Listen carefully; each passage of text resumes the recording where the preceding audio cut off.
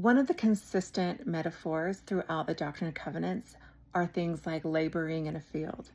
These are farmers, these are men and women that know what it takes to go into a field and get a great harvest. So the Lord says things like to thrust in your sickle with all your might, and gives promises to those who go in with their heart, might, mind, and strength. So these men and women would have understood what the Lord was saying. If these men and women owned land and they were going to hire a laborer, they would want somebody who would go out there and give their all. Just think about how much effort it would take to cut down something like wheat and then gather it together and then to haul it out over and over and over again.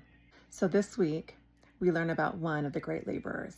This is one of my favorite lesser known church history stories, and it's about a man named Jared Carter. He was baptized by Hiram Smith, and then he became a great missionary. In fact, there was a story when Lucy Mack Smith was talking to a pastor. Lucy Mack Smith is a woman full of fire, and this pastor told her that none of his congregation would believe this story of Joseph Smith and the Book of Mormon.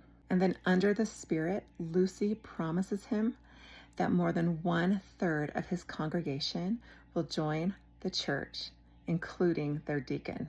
Lucy goes and tells Joseph about this experience, and Joseph sends Jared Carter.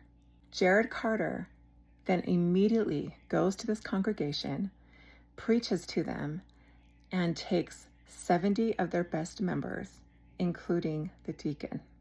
This week, go into section 79 and look at the promises made to Jared Carter.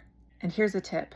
The word sheaves often comes up, the promise that a missionary that goes in with all their heart, might, mind, and strength will go in and be laden with sheaves, meaning they will be laid down with sheaves. So if you imagine somebody trying to carry out their harvest, they are hunched over trying to carry all the weight of the harvest upon their backs. 79 is just 4 short verses.